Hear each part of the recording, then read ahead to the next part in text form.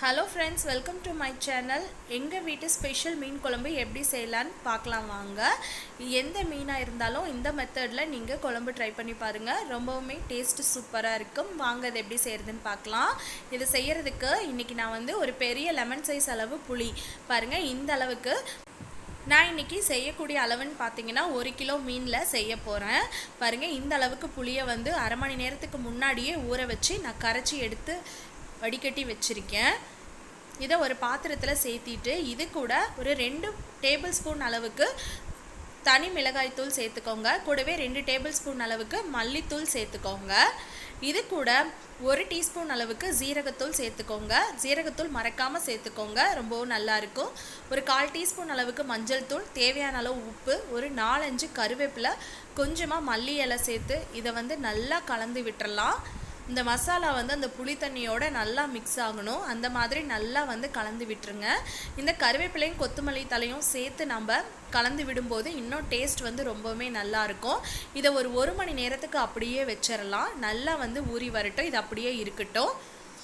அடுத்ததாக ஒரு பேனில் ஒரு 2 ஸ்பூன் அளவுக்கு எண்ணெய் சேர்த்துட்டு ஒரு 20 போல் சின்ன வெங்காயம், 20 பல் பூண்டு இதை நான் எடுத்து வச்சுருக்கேன். அதை இதில் சேர்த்துடலாம். சேர்த்துட்டு வெங்காயமும் பூண்டும் நல்லா வதங்குற அளவுக்கு நம்ம வதக்கி விட்டுக்கலாம். பாருங்கள், நல்லா கலர் சேஞ்ச் ஆகி இந்த அளவுக்கு நல்லா வெங்காயமும் பூண்டும் வதங்கி வரணும். இப்போ இது கூட 1 டீஸ்பூன் ஜீரகம், 1 டீஸ்பூன் மிளகு சேர்த்துட்டு இதையும் சேர்த்து நம்ம நல்லா வறுத்துக்கலாம். பாருங்கள், இப்போ வெங்காயம் பூண்டோட கலர் நல்லா சேஞ்ச் ஆயிடுச்சு. இதுக்கப்புறமா ஒரு 3 மீடியம் சைஸ் தக்காளியை நான் கட் பண்ணி சேர்த்துக்கிறேன். நல்லா பழுத்த தக்காளியாக பார்த்து சேர்த்துக்கோங்க. அப்போ தான் குழம்புக்கு அந்த சுவை ரொம்பவுமே நல்லாயிருக்கும். இப்போ தக்காளியும் நல்லா மசிஞ்சு வந்துருச்சு. பாருங்கள், இந்த அளவுக்கு நல்லா மசிஞ்சு வந்ததும் இது கூட ஒரு 1/2 கப் அளவு தேங்காய் சேர்த்துக்கிறேன். நீங்கள் தேங்காய் சேர்த்தியும் செய்யலாம், சேர்த்தாமையும் செய்யலாம். நான் இன்றைக்கி தேங்காய் சேர்த்து செய்கிறேன். தேங்காய் சேர்த்துட்டு இதை ஒரு 1 நிமிஷம் போல் நல்லா வதக்கி விட்டுக்கலாம். தேங்காய் சேர்த்து ரொம்ப நேரம் வதக்க வேண்டியது கிடையாது. இப்போ அடுப்பு ஆஃப் பண்ணிவிட்டு இதை நம்ம ஆற வச்சிடலாம். ஆறுனதுக்கு அப்புறமா மிக்ஸி ஜாரில் சேர்த்துக்கலாம். இப்போ பாருங்கள், இது கம்ப்ளீட்டாக ஆறி வந்துருச்சு. இதை மிக்ஸி ஜாரில் சேர்த்து தேவையான அளவு தண்ணி சேர்த்து இந்த அளவுக்கு மையை அரைச்சி எடுத்துக்கோங்க. இது அப்படியே இருக்கட்டும். அடுத்ததாக ஒரு பெரிய பாத்திரம், அகலமான பாத்திரம் அல்லது குக்கர் எடுத்துக்கோங்க. அதில் ஒரு 3 டேபிள் ஸ்பூன் அளவுக்கு நல்லெண்ணெய் சேர்த்துக்கோங்க. இந்த மீன் குழம்புக்கு நல்லெண்ணெய் சேர்த்து செஞ்சிங்கன்னா ரொம்பவுமே நல்லாயிருக்கும்.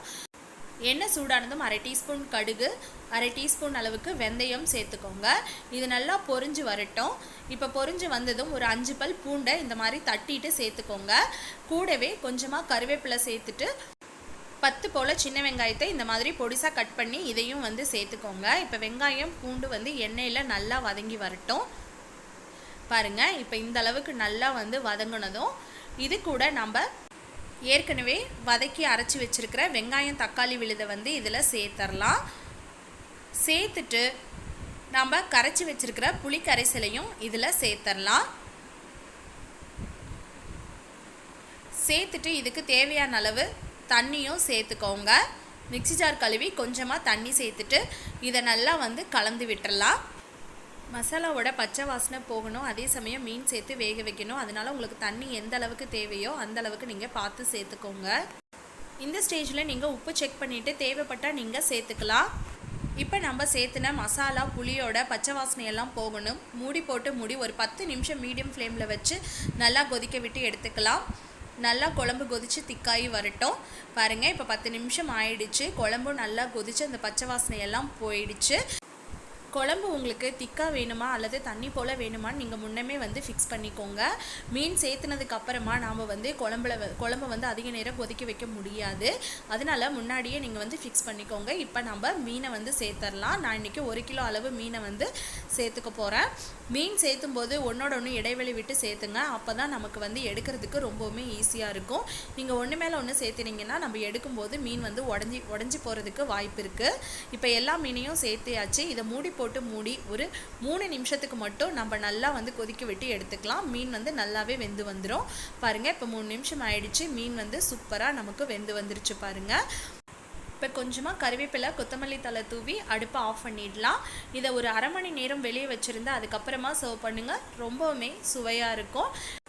அவ்வளோதான் ஃப்ரெண்ட்ஸ், இந்த மீன் குழம்பு ரெசிப்பியை இதே மெத்தடில் எந்த மீனாக இருந்தாலும் நீங்கள் செஞ்சு பாருங்கள். சுவை வந்து ரொம்பவுமே சூப்பராக இருக்கும். ட்ரை பண்ணி பார்த்துட்டு எப்படி வந்துச்சுன்னு கீழே எனக்கு கமெண்ட் பாக்ஸில் கமெண்ட் பண்ணுங்கள்.